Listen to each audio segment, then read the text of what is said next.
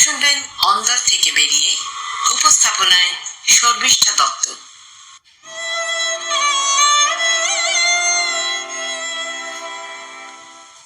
আলপনা আমাদের একান্ত নিজস্ব শিল্প। আমরা বাড়ির মেয়েরা নানা পুজোয়, নানা মঙ্গল অনুষ্ঠানে আলপনা দিই নিজেদের মতন করে, ঘরোয়া আলপনা। কিংবা অনেকে আবার আরো তাতে শিল্প সুষমা মিশিয়ে অন্য ধরনের আলপনা দেন বিভিন্ন অনুষ্ঠানে, সে পুজো হোক কিংবা কোনো বড় অনুষ্ঠান হোক।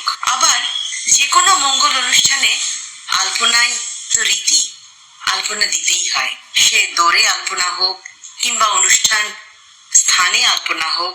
তো আলপনা আমাদের একেবারে নিজস্ব। সেই আলপনা যখন আরো ছড়িয়ে পড়ে, মানে যে কোনো মঙ্গল অনুষ্ঠানে কি বিবাহে কি উপনয়নে, সেখানে যখন নানা রকম পাত্রে, যেগুলো ভীষণ দরকারি পাত্র, সেইরাম পাত্রে যখন আলপনা দেওয়া হয়, তখন সেটা শিল্পের অন্য জায়গায় পৌঁছে যায়। তো আমাদের আজকের অতিথি আলপনাকে ঠিক সেরকমই একটি জায়গায়, সেই রকমই একটি স্তরে উন্নীত করেছেন। আমাদের আজকের অন্দর থেকে বেরিয়ে অতিথি শ্রীমতী শুভ্রা সাহা। আসুন শুনি তার নিজের কথায় এই আলপনা যাপনের কথা।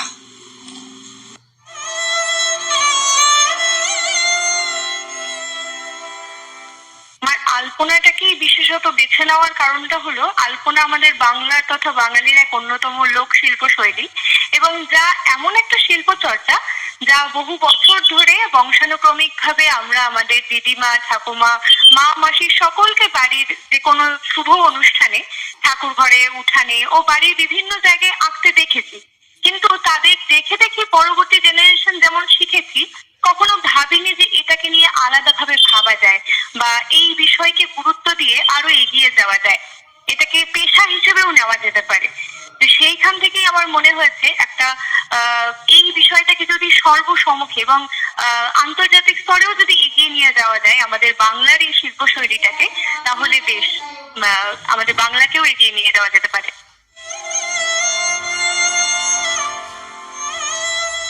একদম ছোটবেলা থেকেই রং তুলির সাথে সম্পর্কটা আমার একদম ছোটবেলা থেকেই। গুটি গুটি পায়ে মা বাবার হাত ধরে পৌঁছে গেছিলাম আমার অঙ্কন শিক্ষক শ্রীযুক্ত গৌতম দাস মহাশয়ের কাছে। তখন থেকেই আমার আঁকার হাতে খড়ি।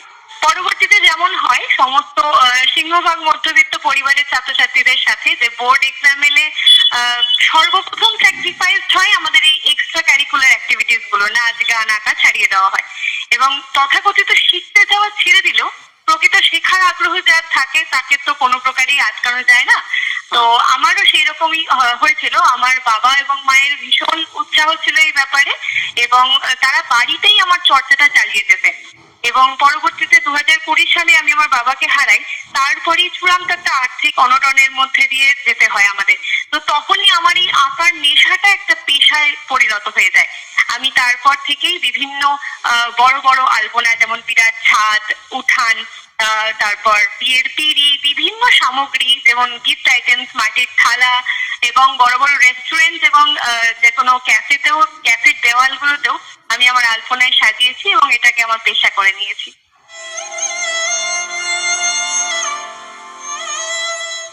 আলপনাটা আমাদের, যেমন আমরা আলপনা স্বাভাবিক সকলে করে, হ্যাঁ, কারণ এগুলো একটা ছোট ছোট মোটিভ দিয়ে তৈরি হয়, সকলেই মোটামুটি কিন্তু আলপনা আমরা পারি। কিন্তু এটাকে কখনোই আমরা ভাবি না যে এটাকে বিশেষভাবে দেখবো, বা এটা স্বাভাবিক কেউ করেই থাকে, কিন্তু এটাকে যে আরো সুন্দর করা যায়, আরো নতুন নতুন প্যাটার্ন যেটাতে নিয়ে আসা যায়, সমস্ত স্ট্রাকচারই কিন্তু একটা আলপনার অংশ হতে পারে। আমরা স্বাভাবিক ফুল, পদ্ম এগুলো দিয়েই করে থাকি, কিন্তু এই ধরুন সরস্বতী পুজো গেল, সরস্বতী পুজোর বীণা, দোয়াত এবং বিয়ের ক্ষেত্রে প্রজাপতি, তবলা, সানাই, এগুলো যে একটা আলপনার স্ট্রাকচার হয়ে উঠতে পারে, এগুলোকে নিয়ে কাজ করাটাই আমার একটা নেশার মতো, যে এগুলোকে নিয়ে আরো নতুন নতুন আলপনার ধরন তৈরি করা।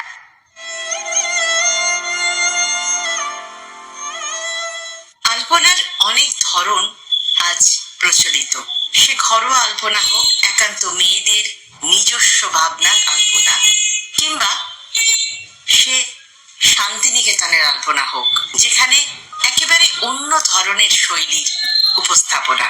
তো আমাদের আজকের অতিথি শুভ্রা কিরকম আলপনা পছন্দ করেন কিংবা কিরকম আলপনা দিয়ে থাকেন তার নিজস্ব মাধুরী মিশিয়ে আসুন শুনি।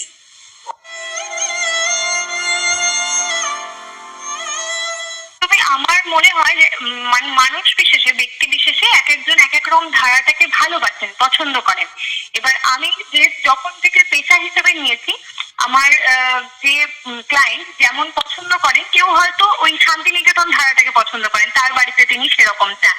কেউ হয়তো সেই সূক্ষ্ম যে আলপনাগুলো হয়, যেটাকে বললেন লৌকিক আলপনা, সেগুলো পছন্দ করেন। কিন্তু আমি আমার নিজস্ব যে ভালোবাসা, যেটা দিয়ে আমার শুরু করা, সেটা হলো সেই শান্তিনিকেতনের আলপনাটাই, যেটাতে আমরা বিভিন্ন রঙের ব্যবহার করি, যেটাতে আমরা একটু মোটা মোটা ধরনের, বেশ অনেকটা জায়গা জুড়ে, যেটা আমি প্রথমেই বললাম, আমি বিরাট বিরাট আলপনা দিতে একটু আমার বেশি ভালো লাগে।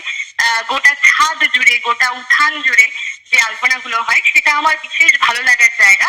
এছাড়াও আমার মনে হয় যে যদি কিছু ইউনিক কিছু জিনিস দিয়ে, ইউনিক কিছু মোটিভ দিয়ে বা প্রতীক চিহ্ন দিয়ে কিছু আলপনা তৈরি করা যায়, সেইগুলো নিয়ে আমি কাজ করি। যে আমার নিজস্ব একটা ধরন তৈরি করে, নিজস্ব একটা প্রতীকী তৈরি করে, সেটা দিয়ে যদি একটা তৈরি করা যায়।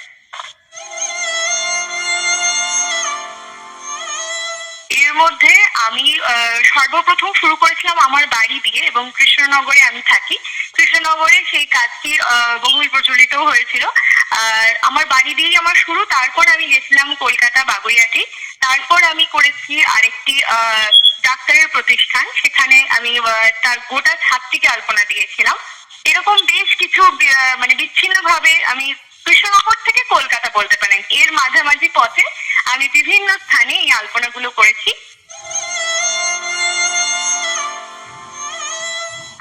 নিজে আলপনা করেই ক্ষান্ত নই, আমি চেষ্টা করি যে বিভিন্ন স্কুলগুলোতে এই আলপনা ওয়ার্কশপ করার, এবং সমাজসেবী সংস্থারাও এটাতে অনেকটা উৎসাহ দেন, কারণ বাচ্চারা এখন এত স্মার্টফোন, গেমস এগুলোর মধ্যে ঢুকে যাচ্ছে।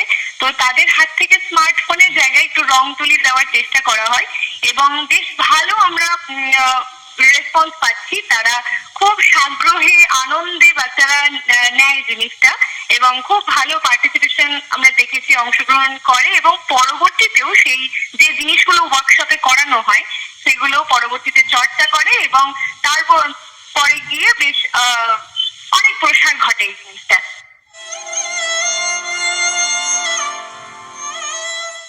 বিশেষত আমার ইচ্ছে আছে যাতে, আমি তো এখন মোটামুটি এই জেলার মধ্যে এই স্কুল ওয়ার্কশপ গুলো করছি। আমার মূলত ইচ্ছা আছে প্রথমত এই রাজ্যের বিভিন্ন জায়গায় গিয়ে স্কুলগুলোতে, স্কুল শুধু নয়, বিভিন্ন মহিলা পরিচালিত বিভিন্ন সংস্থা হোক, মহিলাদের একটা যে নিজস্ব তৈরি হওয়া উচিত, যে একটা নিজের পায়ে দাঁড়ানো, একটা নিজের কাজের প্রতি যে নিজের যে পারি, সেই নিজের ভরসাটাও আনাটা খুব জরুরি। তো সেই কারণে আমার প্রথম ইচ্ছে যে রাজ্যের বিভিন্ন জায়গায় জায়গায় গিয়ে তাদেরকে আমি যদি সামান্য কিছু ওয়ার্কশপ করাতে পারি, একদিনের হোক, 2-3 দিন ওয়ার্কশপ গুলো করাতে চাই, এবং তার পরবর্তীতে এই যে আলপনার শিল্পটা আছে, আমাদের যে লোকশিল্পটা বাংলার, সেটাকে আমি একটা আন্তর্জাতিক স্তরে নিয়ে যেতে চাই।